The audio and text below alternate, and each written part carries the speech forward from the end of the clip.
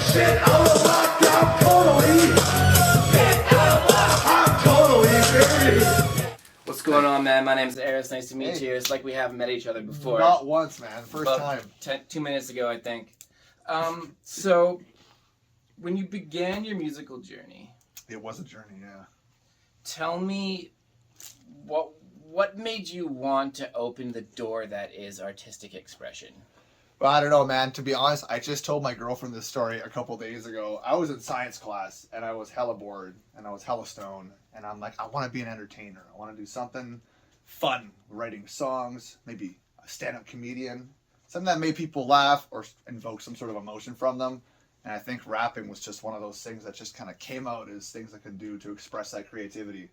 And it was like just one of those things, bored in school, thinking, don't want to be a fireman, don't want to be a cop. Maybe I'll do a rapper, be a rock star or something. And rap was an easy one because I have no talent to learn an art, a fucking instrument. Don't know how to play nothing. So I'm like, I can just rap and I can listen for beats and be like, that's a good beat. I'll rap over that. And that's kind of how it was as a kid because I never did band class or none of that shit. You know what I mean? I wanted to maybe one day do it, but I just never had the sit down patience to pick up a bass and just do it. Felt more fun to be in the front of the band and everyone else playing the instruments because with the real talent. But I was still cool enough to acknowledge that, these are the talented people. I'm just the dancing schmuck. The puppet strings, I mean, you dance and do hip hop at the same time? Yeah, but it's kind of like, I don't know if it's dancing. It's like karate moves, like Mac from It's Always Sunny. You know what I mean? I don't, but I'm sure when we splice some tape in here, we'll figure it out real quick. If you've seen Beastie Boys clips of early Beastie Boys, early 90s Beastie Boys, where they're just jumping around, or even like Shy Pig from SNFU doing drop kicks in the air and stuff like that, you know what I mean? That's kind of the energy that I bring on stage. So it's like, I think maybe back to your earlier question, I just was looking for a release for that kind of energy that I had pent up inside. Didn't want to, fight people at school or something, didn't want to be that kind of a guy. So maybe, jumping on stage and being like, bruh. So you took your shameless, youthful angst and tried to channel it into something that you could express yourself with. And made people happy or angry at the same time, depending on whatever emotion they got from listening to my music, right? I had haters, right? When I first came out the gate, it was like, who this guy? Yeah, I mean, I feel like you sort of have, as a rapper who is Caucasian, I would say that you've got a lot to. Potato farmer, Irish, very Caucasian. Well, Irish were just potato in the ground. Dude, I'm also Irish. Yeah. Yeah, man, you've got a lot to you've got to build yourself up. You know what I mean? Yeah, because you're just some guy when you come in. They're like, "Who's this?" Right? You know what I mean? I don't want to be like an Everlast kind of guy. I'm Irish. Look at me. Or Eminem. It's been done. Angry and talking about killing people. It's been done. So for me, it was really more the Beastie Boys inspiration of stuff, kind of like that. Even like Dayglow Abortions too, right? So like kind of mix. It's like some of their songs aren't really rap, but Murray kind of bum bum bum bum bum bum bum bum bum bum over some of the melody songs, right? So it kind of has that style. And then I grew up in the rap rock era, like Limp Bizkit and shit. I was into it. You right? Yeah. So like everyone now is like, I hated that shit. I hated Korn, right? But like you had the records or the CDs. People loved Korn. They got Korn tattoos. Yeah. I saw a lot of Korn tattoos on 16-year-olds when I was 13. Y'all know Papa Roach. Y'all bought the freaking CD. Infest. I had it. Shit. So you're able. I suppose you find that you're able to hold people's attention as an entertainer. Yes. What made you want to actually create a piece of work like an album? What made you want to take that extra step? You said you didn't know how to play an instrument. No.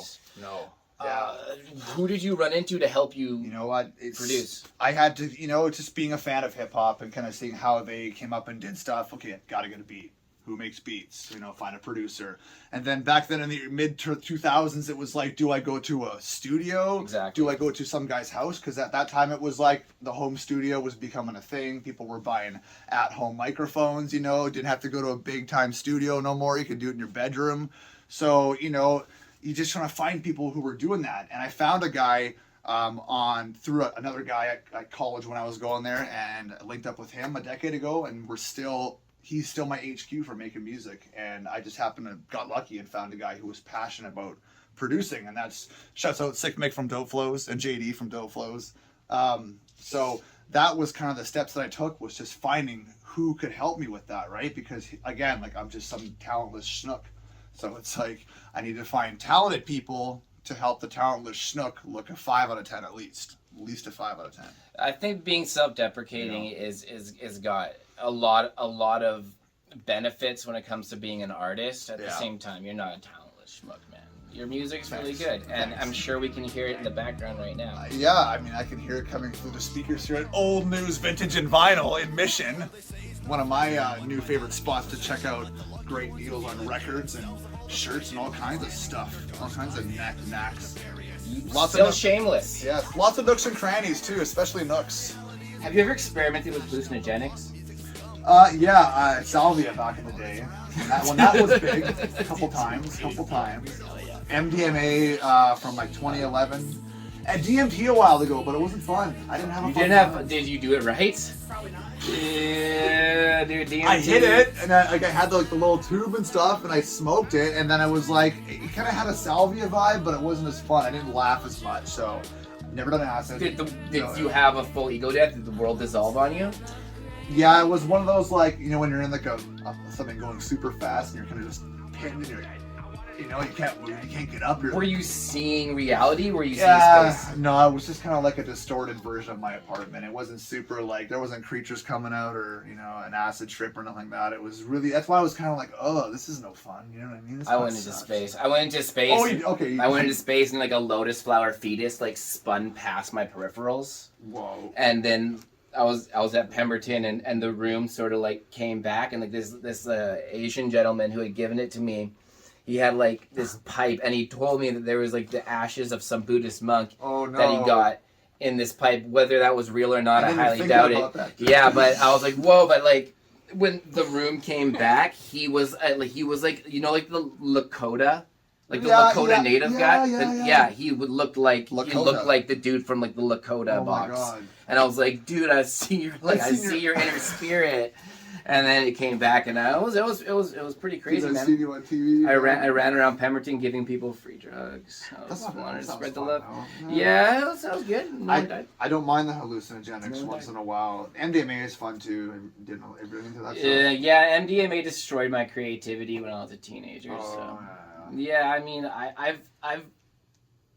I know like drugs are romanticized, MDMA especially being that something that you like, you take and like you want to fuck and I was never like that, man. I was like more like my palms are sweaty. Well, that happens too, I guess. When you're not, when the fucking doesn't come, then you're like looking around for something to do, and you're like, God damn, my palms are. Then it's 5 a.m, and you're like, no one's around, and everyone's asleep or fucking in a room somewhere, and you're just by yourself at someone's house, and you're like, fuck. Let's just go home. Dude, my knees get weak. Home. Yeah, my palms get sweaty. That happens to me too. Then I'm like, there's vomit on my sweater already, man. Yeah, and then you realize it's mom's spaghetti. It's mom's spaghetti, yeah. And then I get nervous. Yeah. Raps getting all up in the sea, but you know, back then zeros half got the fence stick. Now I'm getting hot, so it's nothing but attention. People who don't know me coming through the fog like, yo, Tyro, what's going on, dog? Sick Nick. He's repping DMC. Take him to the hook and I'ma tell him who I be. Yo, so down low, liquor smoke joints by the double. Roaming on the street. Is there life after death? I don't know, man. I've been dead for a long time now, and I'm living pretty well, so I'll say yeah. If there is, what happens when you take your final blink? I don't know, man. Some days I just feel like a walking zombie every day, so maybe it's one of those Groundhog Day situations where you just repeat your life in like a monotone or like a glazed over situation. You just wake up. It's like a dream. Yeah. It's like a dream where you're like falling and you wake up. You're like, holy shit. And like that was like, oh man. And then there's no memory of what you just did 30 years ago, and then now you're living the same life again, but you already did it. I don't know, man. Maybe that's where deja vu comes from. I don't know. I've done this because I've done this before. I don't know. It's weird. I mean, who knows, right? I don't like that question because anything goes. Deep down the rabbit hole. What song that you have right now is do you think is most authentically who you are as a human being? Oh God, there's a lot, because when you make 10 years of music, you repeat yourself over and over again. Right now. Right now. Did you affirmate? No. Did you think like who you were 10 years ago as you portrayed this person? You know what though? It's funny you kind of say that, because I just had a realization. I'm like, yeah, I almost became the parody of, not a parody, but I almost became the character that I was writing about. I was writing about stuff that I would do or whatever, and then people would be at shows and be like, hey man, I know you like doing coke, so here's a fucking rail, right? And I'm just like, oh cool, right? Like, they're like, well, you're Tyro James, you're the raddest of the rad, you don't care about doing this or whatever the fuck, and tell me some crazy story, or hey man, like, yeah, I did this shit too, and I need your advice on something, and then they tell me some fucked up shit, and I'm like, what made you think I want to hear this? And like, well, I thought you of all people would understand. So it was kind of weird, like, some people maybe think that, like, I am that crazy character. I mean, I am a little bit. So maybe Gangbusters might be the song for that then. I have a song called Gangbusters. It's about being an idiot.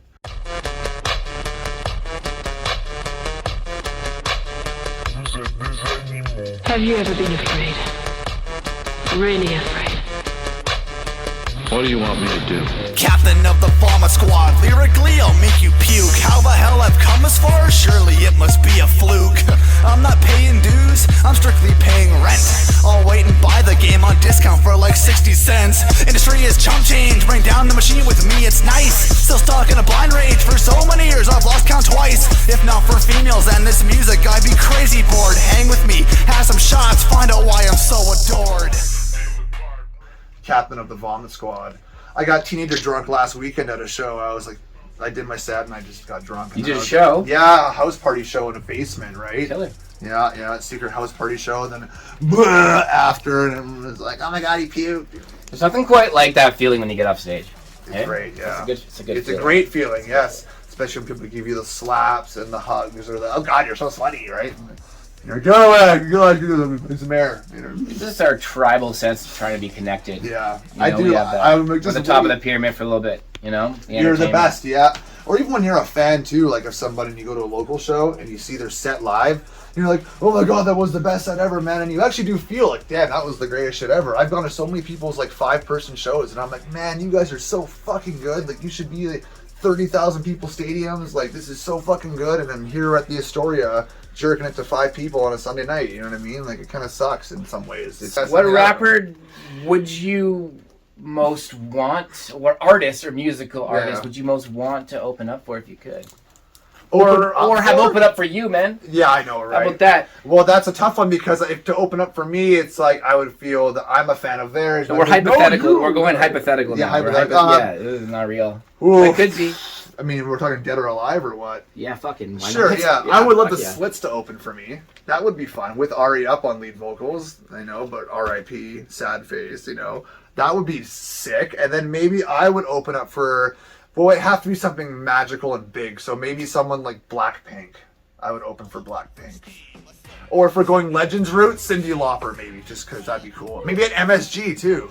Cyndi Lauper featuring Tyro James opening for Cyndi Lauper at MSG. That'd be sick. That's goals right there. You know what I mean? Would you eat human if you're given the opportunity to get away with it? Yes. Me too. Yeah, yeah, I fucking would do it. Yeah. There's an off chance it might be good. An off chance it might be good. It probably tastes like pig. It might taste like raccoon. You know what I mean? Raccoon. I am a raccoon. There we go. So, here we are. Right now. Yeah. Talking about you. Yeah. Talk about what you want to talk about, man. Like, what do you want the 25 people who watch this to take off from this? What songs should they listen to of you? Dude, just go through my whole disco, I would say. Just go through my discography, pick your favorite. I have tons of EPs. They're all really fun. If you like Black Flag EP length stuff from the early 80s, I got tons of that kind of stuff. 7-minute EPs. Easy for bus rides and fucking early morning commutes and whatnot. And then get ready for some new stuff that I have coming out, because I kind of want to evolve myself. After 10 years of kind of doing the Tyro James stuff, you kind of want to maybe get a fresh coat of paint and do some new stuff, you know what I mean? Switch up the game just a little bit. Tyro. You know, something familiar but new. Tyro. Yeah. Describe G.G. Allen in 5 words. Thank God he's fucking dead. I don't know. Tyrone. Oh, Tyrone. Sorry, Tyrone. I call you Tyrone. I have a friend named Tyrone. That was really nice. Yeah. That was really nice. Thank you for talking to me. Yeah, absolutely. Well, good talking to Sorry, you too. I called you Tyrone. That's all right. I don't discriminate. Peace out from old news, vintage and vinyl.